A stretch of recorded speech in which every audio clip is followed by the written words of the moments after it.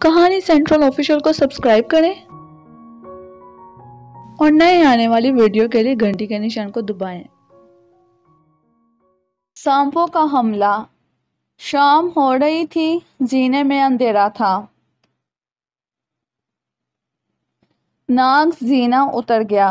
باورچی خانے میں روشنی تھی، شاید باورچی مشعل جلائے اوپر کی تباہی سے بے خبر شام کا کھانا پکا رہا تھا۔ ناگ آہستہ آہستہ باورچی خانے کے پاس آ گیا۔ دروازہ آدھا کھلا تھا۔ اندر سے باورچی کے دیگ میں کفگیر چلانے کی آواز آ رہی تھی۔ ناگ نے باہر سے اسے آواز دی۔ کفگیر کی آواز رک گئی۔ باورچی میلے تولیت سے ہاتھ صاف کرتا ہوا باہر نکل آیا۔ جوں ہی دروازے سے اس نے گردن باہر نکالی، ناگ نے اس کی کھوپڑی پر ایک ایسا مکہ مارا کہ وہ بے ہوش ہو کر گر پڑا۔ ناگ جلدی سے اندر گیا۔ باورچی خانہ خالی تھا۔ اس نے رسی لے کر باورچی کے ہاتھ پیر باندھ کر اس کے منہ میں کپڑا ٹھونس دیا۔ اب اس نے دوسرے کیبن کی تلاشی لینا شروع کر دی کہ کہیں کوئی اور ڈاکو نہ چھپا ہوا ہو۔ ایک کیبن سے اسے لکڑی پر ہتھوڑی مارنے کی آواز آئی۔ ناگ نے کیبن کے اندر جھانک کر دیکھا۔ ایک ہٹا کٹا ڈاکو صندوق بند کر رہا تھا۔ ناگ نے سوچا کہ وہ انسان کی شکل میں اس بینسے کا مقابلہ نہیں کر سکتا۔ وہ سانپ بن کر کیبن میں داخل ہو گیا۔ جوں ہی وہ ڈاکو کے قریب گیا، اس نے سانپ کو دیکھ لیا اور تلوار نکال کر سانپ پر دے ماری۔ یہ ناگ کی خوش قسمتی تھی کہ تلوار اس سے 1 فٹ کے فاصلے پر گری اور لکڑی کے فرش میں گر گئی، اور ذرا ادھر پڑتی تو ناگ کی موت یقینی تھی۔ ناگ نے بڑی پھرتی سے پہلو بدلا اور اچھل کر ڈاکو کے ہاتھ پر ڈس دیا۔ ڈاکو ہاتھ جھٹکنے لگا، مگر اسے زندہ رہنے کی زیادہ مہلت نہ مل سکی۔ تیسری بار ہاتھ جھٹکنے کے ساتھ ہی وہ بے جان ہو کر فرش پر گر پڑا۔ اس کا جسم پھٹ گیا۔ ناگ سانپ کا روپ چھوڑ کر پھر سے انسان کی شکل میں آ گیا۔ پھر اس نے جہاز کا کونا کونا دیکھ لیا۔ جہاز میں اور کوئی ڈاکو نہیں تھا۔ اس نے دونوں ڈاکوؤں کو ایک لکڑی کے تختے پر رکھ دیا اور تختہ سمندر میں چھوڑ دیا۔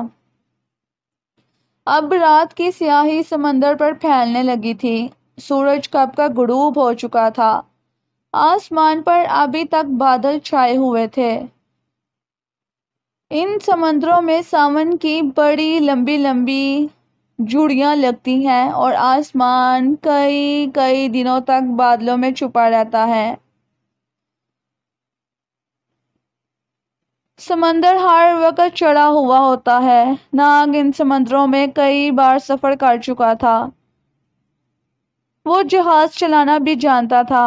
اس نے کپتان کے کیبن میں جا کر نقشہ دیکھا اور جہاز کا رخ آدم خور جزیرے کی طرف کر دیا۔ وہ خود کیبن میں آ کر لیٹ گیا۔ وہ سوچ رہا تھا کہ جب وہ خالی جہاز لے کر امبر کے پاس جائے گا تو وہ کس قدر خوش نہ ہوگا۔ اتنا اسے معلوم تھا کہ وہاں سے آدم خوروں کا جزیرہ کافی دور ہے، اور جہاز دوسرے روز دوپہر کو کہیں جا کر وہاں پہنچے گا۔ لیکن وہ اسی لیے مطمئن تھا کہ امبر جزیرے میں اس کا انتظار کر رہا ہوگا۔ لیکن ادھر معاملہ بگڑ گیا تھا۔ آدم خوروں کے سردار کا بھائی باغی ہو گیا تھا۔ اس نے لڑکی سلومی کو دوبارہ پکڑنے کا منصوبہ بنایا اور آدھی رات کو چند آدمیوں کو ساتھ لے کر اس چٹان پر حملہ کر دیا جس کے اندر امبر اور سلومی نے پناہ لے رکھی تھی۔ امبر پریشان ہو گیا کہ یہ کم بخت آدم خور کہاں سے آ گئے۔ سلومی گھبرا گئی، بیچاری تھر تھر کانپ رہی تھی۔ امبر نے اسے تسلی دی اور خود چٹان کے باہر آ گیا اور گاتھ میں بیٹھ گیا۔ جوں ہی آدم خور آگے بڑھے، اس نے فائرنگ شروع کر دی۔ دیکھتے دیکھتے 4 آدم خور خون میں تڑپنے لگے، باقی ڈر کر بھاگ گئے۔ پچھلی رات پھر انہوں نے حملہ کر دیا۔ امبر نے پھر گولیاں چلا کر 2 آدم کھوڑ مار ڈالے۔ یوں ساری رات اسی پریشانی میں گزر گئی۔ صبح ہوئی تو سردار کو اپنے بھائی کی غداری کا علم ہوا۔ وہ خود امبر کے پاس آیا، اس نے ہاتھ باندھ کر معافی مانگی۔ اس کا بھائی جنگل میں مفرور ہو چکا تھا، خطرہ تھا کہ وہ پھر رات کو حملہ کرنے آئے گا۔ امبر کو صرف سلومی کی فکر تھی، کیونکہ وہ لوگ اسے ہلاک کر سکتے تھے، اسی لیے وہ جتنی جلدی ہو سکے اس جزیرے سے نکل جانا چاہتا تھا۔ اس نے سردار سے کہا، کیا ہماری کشتی تیار ہے؟ ہاں حضور، تیار ہے، اسے یہاں لے آؤ۔ امبر سلومی کو ساتھ لے کر جزیرے کے مشرقی ساحل کی طرف جانے کا خطرہ مول نہیں لینا چاہتا تھا۔ سردار ابھی تک امبر کا پجاری بنا ہوا تھا، اسی لیے اس نے اسی وقت اپنے آدمیوں کو کشتی لانے کا حکم دیا۔ آدم خور تھوڑی ہی دیر میں کشتی لے کر آ گئے۔ یہ ایک ذرا بڑی کشتی تھی، اوپر بادبان لگا تھا، ایک چھوٹا سا کیبن سونے کے لیے نیچے بھی بنایا ہوا تھا۔ آدھے کیبن میں کیلے اور ناریل بڑے ہوئے تھے۔ یہ سمندر میں 10-15 دنوں کے لیے کافی خوراک تھی۔ امبر نے سلومی کو ساتھ لیا اور کشتی میں سوار ہو گیا۔ اب وہ ناگ کا انتظار نہیں کر سکتا تھا، کیونکہ سلومی کی زندگی کو خطرہ تھا۔ اس نے سردار کو ہاتھ اٹھا کر خدا حافظ کہا اور کشتی کا لنگر اٹھا لیا۔ ہوا موافق چل رہی تھی، کشتی کنارے سے ہٹ کر کھلے سمندر کی طرف بڑھنے لگی۔ امبر ان سمندروں کا سندباد تھا، اسے بہت اچھا اندازہ تھا کہ اس کی منزل کہاں اور کس طرف ہے۔ کشتی دوپہر تک سمندر میں سفر کرتی چلے گئی۔ سلومی نے پوچھا، کیا ہم ٹھیک راستے پر جا رہے ہیں امبر؟ بالکل درست راستے پر جا رہے ہیں، یہاں سے ملک برما کا ساحل زیادہ دور نہیں ہے، ہم 2-3 روز میں برما پہنچ جائیں گے۔ کیا تمہارا برما جانا ضروری ہے؟ سلومی نے پوچھا۔ امبر کہنے لگا، میں تمہیں پہلے بھی بتا چکا ہوں کہ مجھے بادشاہ سلامت کی امانت انہیں دینے رنگون جانا ہے، اس کے بعد میں تمہیں لے کر لندن روانہ ہو جاؤں گا۔ یہاں اگر رنگون میں کوئی جہاز لندن جا رہا ہو تو تمہیں اس میں سوار کروا دوں گا۔ سلومی نے جلدی سے کہا، نہیں نہیں، میں اکیلی سفر نہیں کروں گی۔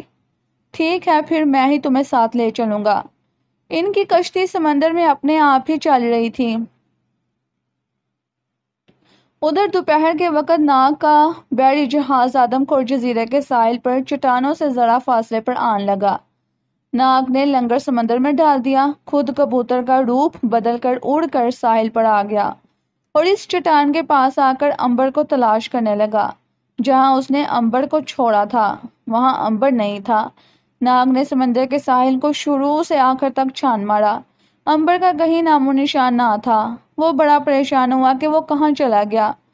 بحری جہاز کو سمندر میں آدم خوروں نے بھی دیکھ لیا تھا۔ سردار کو خبر کر دی گئی کہ ایک جہاز جزیرے کے پاس آ کر کھڑا ہو گیا ہے۔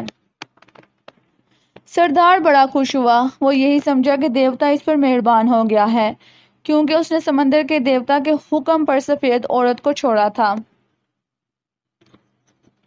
اب وہ جی بھر کر جہاز کو لوٹے گا اور انسانوں کو بھون کر کھا جائے گا۔ کیا خبر جہاز پر کوئی سفید گوشت والا انسان بھی مل جائے۔ سفید گوشت ان آدم خوروں کو سال میں اور کبھی 2 سال میں ایک آدھ بار ہی ملا کرتا تھا۔ اس نے اپنے آدم خوروں کو حکم دے دیا کہ جہاز پر حملہ کر دیا جائے۔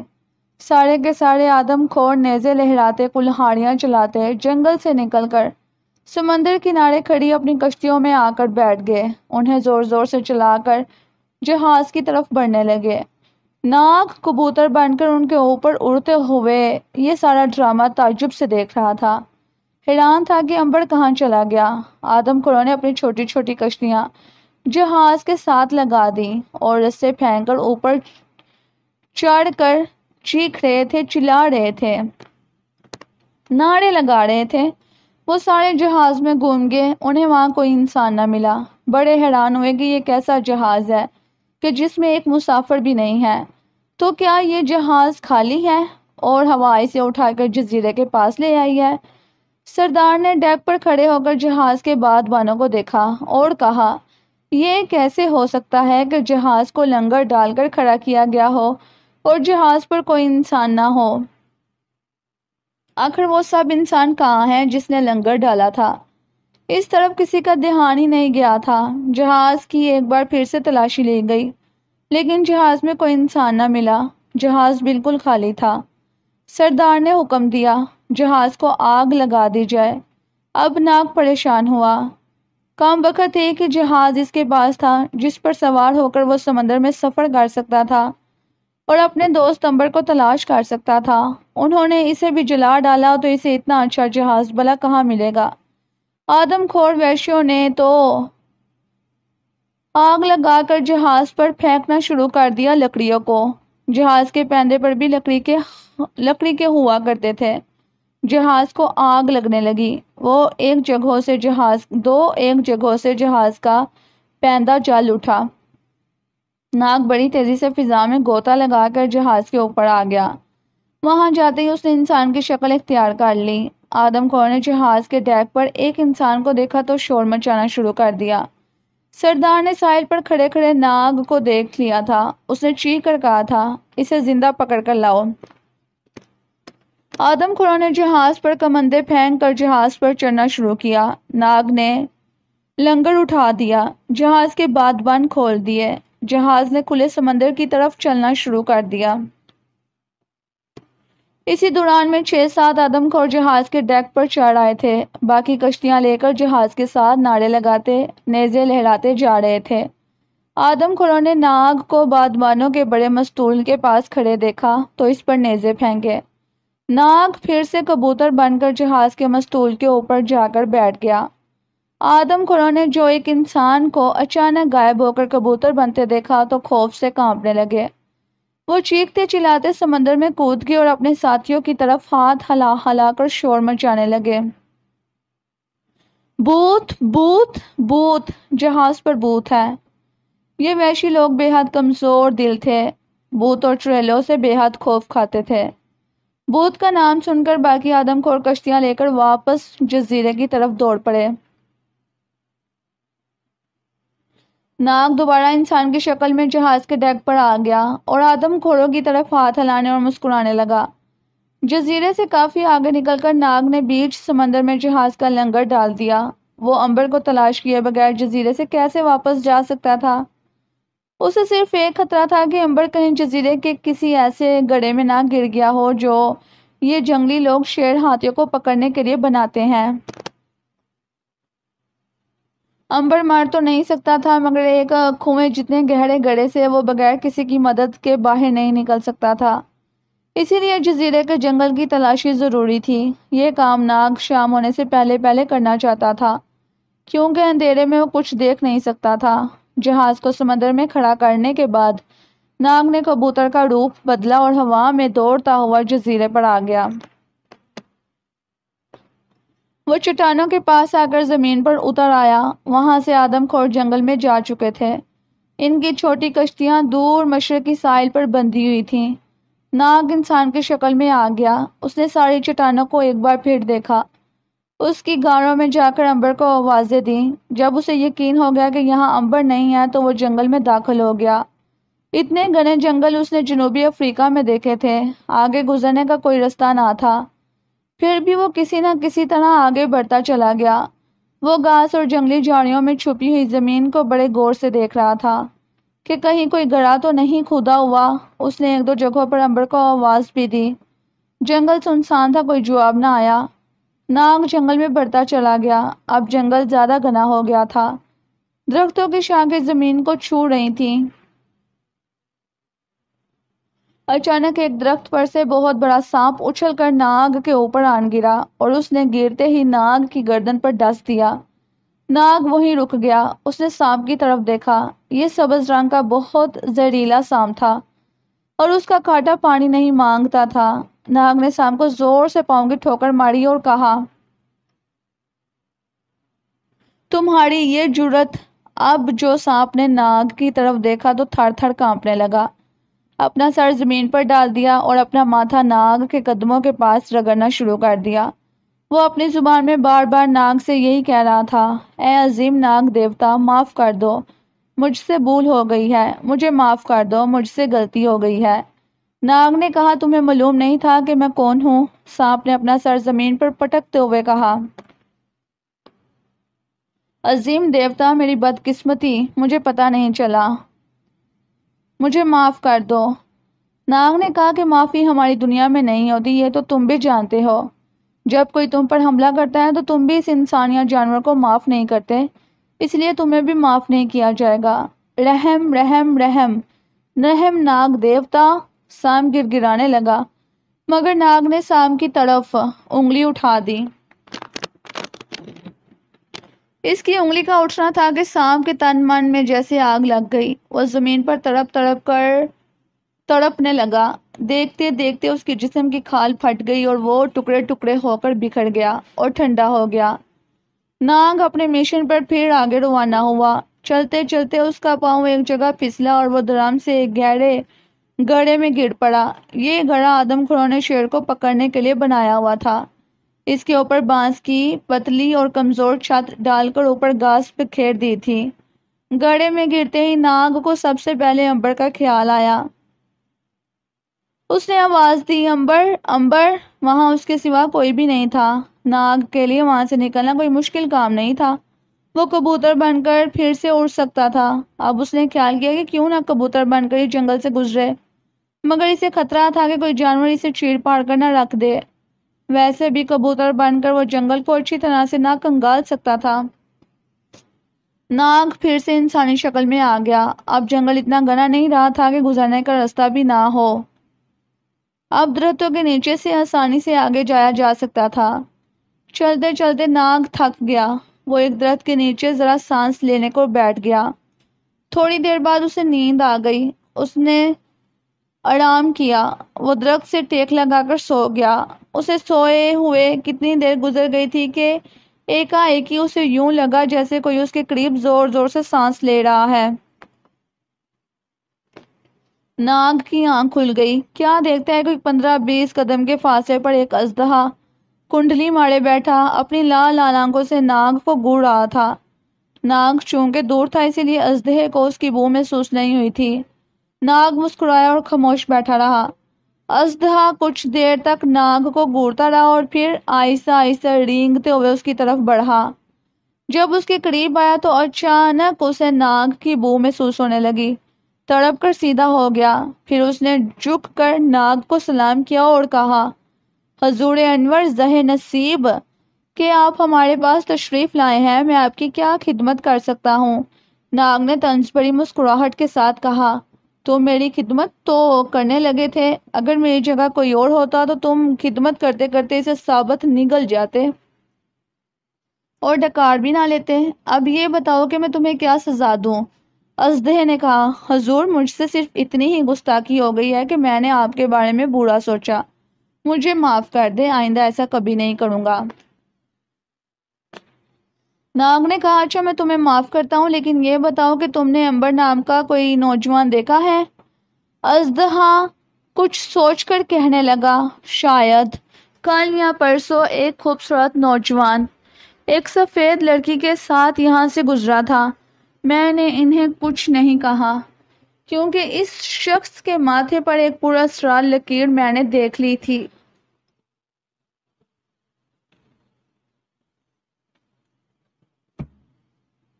ناگ نے پوچھا، اچھا میں تمہیں معاف کرتا ہوں، لیکن کیا اس نوجوان کا ماتھا روشن تھا؟ اژدہا بولا، ہاں میرے عظیم دیوتا، اس کے ماتھے کو دیکھ کر ایسا لگتا تھا کہ جیسے وہاں سورج طلوع ہو رہا ہو۔ ناگ بولا، ٹھیک ہے، وہی میرا دوست امبر تھا، مگر وہ لڑکی اس کے ساتھ کون تھی؟ اژدہے نے کہا، ہو سکتا ہے کہ کوئی دکھیاڑی ہو، کیونکہ اس بیچاری کے بال بکھرے ہوئے تھے اور کپڑے پھٹے ہوئے تھے۔ میرا خیال ہے کہ وہ نوجوان اس لڑکی کو یہاں سے نکال کر لے جا رہا تھا۔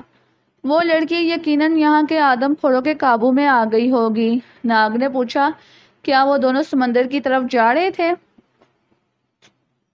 ہاں، وہ جنگل میں سمندر کے رخ کی طرف دوڑے جا رہے تھے۔ ناگ سمجھ گیا کہ امبر کسی لڑکی کی جان بچا کر یہاں سے نکل گیا ہے، اب اگر وہ ملا تو سمندر میں ہی ملے گا۔